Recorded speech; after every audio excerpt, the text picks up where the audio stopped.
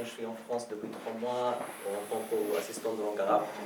Donc, tout d'abord, avant de commencer aussi, je voudrais remercier tous les camarades pour organiser cet événement dans le cadre de solidarité internationale avec la Palestine. Et une autre remarque, peut-être je vais faire des fautes, c'est tout à fait normal parce que c'est pas ma langue maternelle, mais ce sera quoi un témoignage personnel de ma part par rapport aux choses que j'ai vécues en Palestine, par rapport aux choses que j'ai passées. Donc, comme vous savez que la Palestine est sous une occupation israélienne brutale depuis 1948, et même si on va revenir en arrière dans l'histoire, on trouve que la Palestine était sous une occupation que la colonisation avait commencé en Palestine en 1916 sous le mandat britannique qui a facilité la création de l'État d'Israël par l'accord fameux qu'on s'appelle la déclaration de Belfort qui a été signée en 1917 qui consiste à faciliter la création et l'établissement de cet État sur la terre de la Palestine et pour chasser tous les Palestiniens de chez eux. Donc depuis ce jour-là, les Palestiniens, là on parle d'à peu près 69 ans que les Palestiniens souffrent de cette occupation qui pratique tout type de répression pour élargir déjà le pays d'Israël, l'État d'Israël, et aussi pour faire chasser tous les Palestiniens et rendre la vie plus compliquée pour eux. Donc, parmi les moyens qu'ils utilisent, moyens de répression, les formes de répression qu'ils utilisent, on trouve que si on regarde l'histoire de la Palestine, on trouve que chaque 5, 6, 7 ans, il y a toujours une guerre. On trouve aussi les prisonniers palestiniens, le prisonnier des gens, les femmes, les hommes, les enfants. Là, actuellement, jusqu'à l'année dernière, il y avait à peu près 7000 prisonniers palestiniens dans la prison israélienne. Et depuis 1967, ce qu'on appelle la fameuse la guerre de séjour, où toutes les forces arabes ont perdu contre les forces israéliennes. Jusqu'à nos jours, il y a à peu près 800 000 emprisonnés palestiniens qui ont été emprisonnés politiquement en administration et pendant quelques temps, et même des gens qui étaient prisonniers jusqu'à nos jours. D'autres moyens de répression, on trouve que la contrôle de ressources naturelles comme de l'eau, l'électricité, aussi on trouve aussi le produit alimentaire. Des checkpoints dont je vais vous parler tout à l'heure. Mais là maintenant on revient à notre sujet principal, c'est par rapport aux étudiants palestiniens en Palestine. Donc en fait, faire les études en Palestine c'est un combat et c'est une résistance. C'est pas parce que l'université c'est dur ou les devoirs sont excessifs ou il y a beaucoup de choses à faire pendant la vie universitaire. Non, c'est tout le contraire. Parce qu'en fait, finir les études, ça a besoin beaucoup de courage, ça a besoin beaucoup d'efforts par la part de la famille, par la part de la personne qui va faire les études, pour plusieurs facteurs. Si moi je vais je vais diviser entre deux parties, des facteurs internes et des facteurs externes. Déjà, je commence avec les facteurs internes, et là, on commence premièrement avec les frais d'inscription. Ici en France, vous payez à peu près entre 200 250 pour semestre. En Palestine, puisque toutes les universités sont des universités privées, il y a une seule université publique qui se trouve dans chaque ville. Elle s'appelle l'université d'Al-Quds, mais ça reste cher. On paye par semestre, on paye entre 600 et 1000 euros par semestre. Ce que veut dire que beaucoup d'étudiants après le bac, ils ne font pas les études parce que leurs parents n'ont pas les moyens.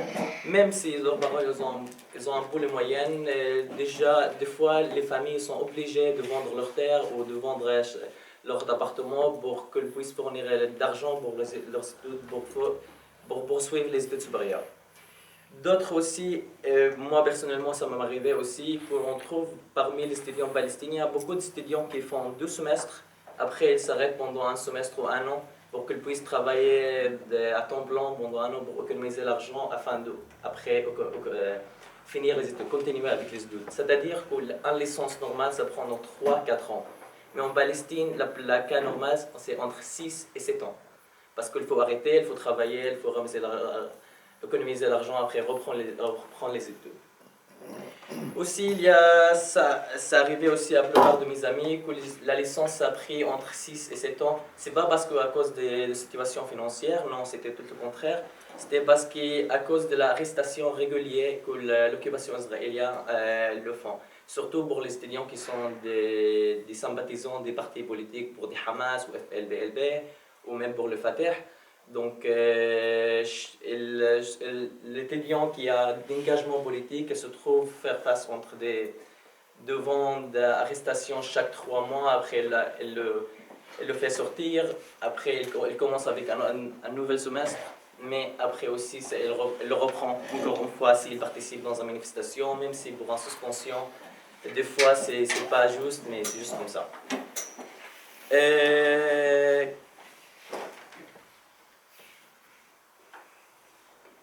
Donc, aussi, par tous ces moyens de répression, on trouve l'occupation israélienne essaye toujours d'éloigner les jeunesses palestiniens de la vie politique. Et ça, parce qu'ils savent que l'université faire les études et aller à l'université en Palestine, c'est pas seulement pour faire les études, pour apprendre, savoir-faire, acquérir toute la connaissance, pour entrer dans le marché du travail après. Non, parce qu'en Palestine, si on va à l'université, déjà c'est c'est l'endroit où la plupart des jeunesses vont s'engager politiquement, commencer à rendre connaissance pour toutes les partis politiques et pour faire quelque chose. Aussi, c'est l'endroit où on va acquérir plus de connaissances sur la cause palestinienne au niveau international. Donc c'est pour ça on trouve que les Israéliens essayent, à travers d'autres moyens, c'est là on revient à la deuxième voie, des facteurs externes, c'est ce qui est par l'occupation israélienne.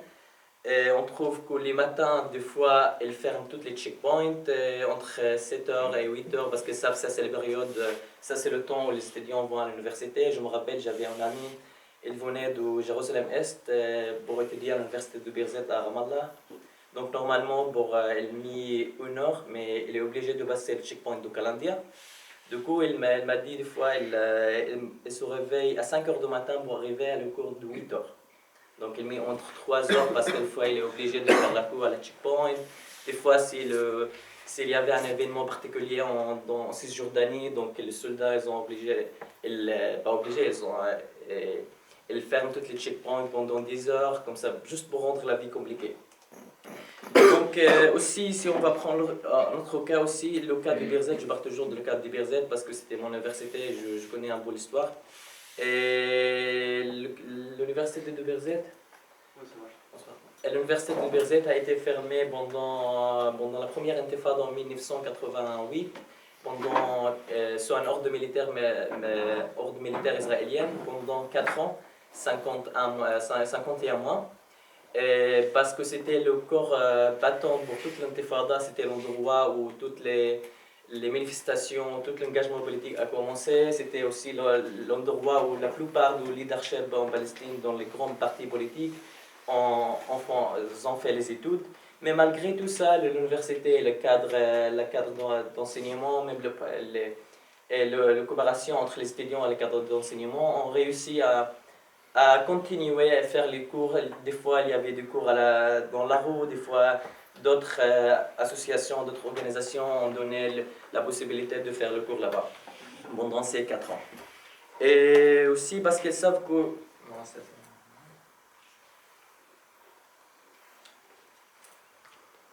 Désolé pour ça.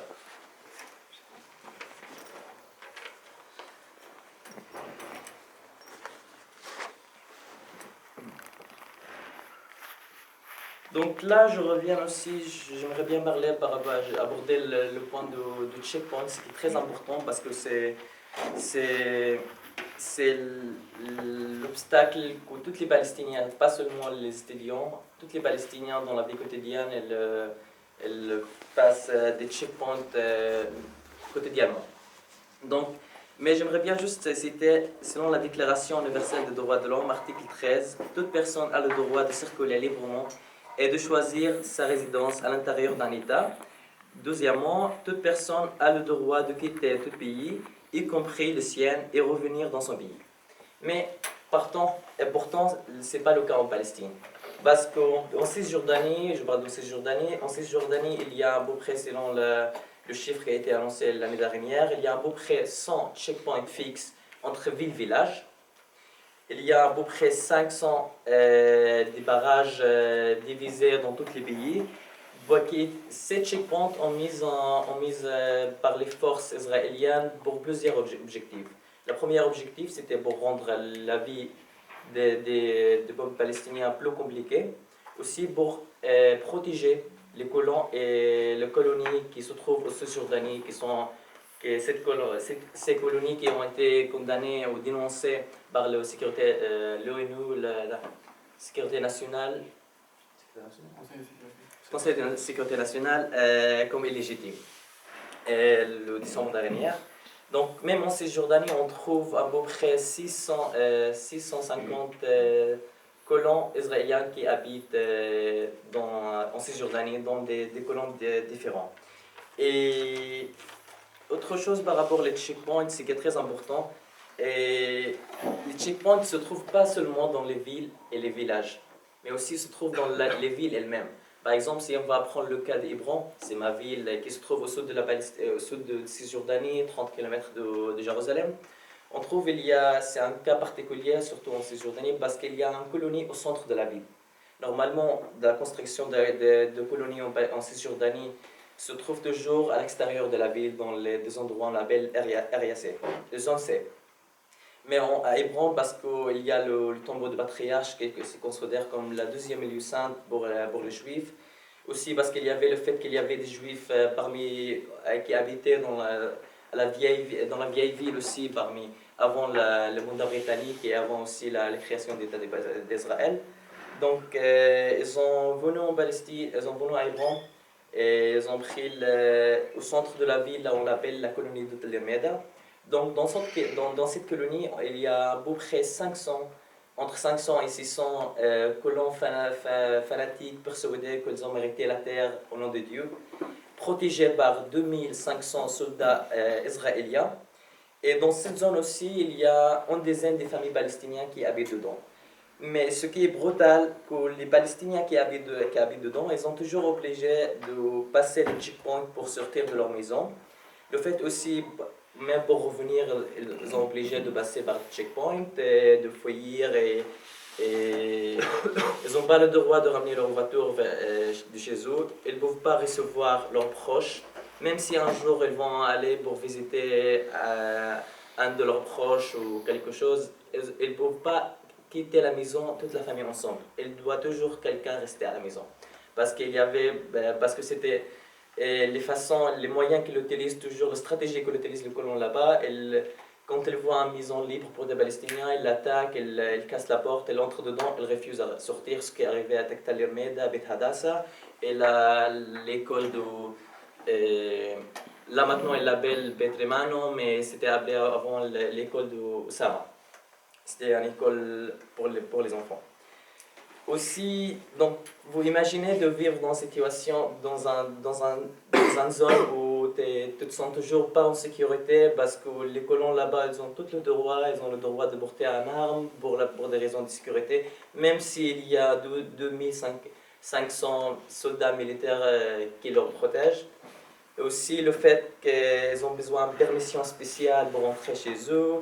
Et des fois, pour postuler pour avoir cette permission, c'est vraiment très compliqué. Ça prend des fois le processus administratif pour l'avoir. Ça prend 1 mois et 2 mois. Donc, des gens qui habitent là-bas, des fois, ils sont obligés de quitter le travail parce s'ils quittent la maison, s'il va au travail, donc c'est-à-dire il ne peut pas revenir chez lui. Donc, il est obligé de rester chez lui. Et donc, le checkpoint, c'est tout un système pour mettre la pression au niveau social, politique, économique sur les Palestiniens, même aussi pour fragmenter toute la société palestinienne, surtout en Cisjordanie, pour le rendre en plusieurs morceaux, comme un silo. En fait, c'est comme un prison ciel ouvert. Et là, maintenant, à travers les checkpoints, ils le rendent comme des cellules, en fait. Chaque village est protégé avec des checkpoints. Des villes pareilles. Là, je me rappelle, il y a 2 ans, c'était pendant le soulèvement populaire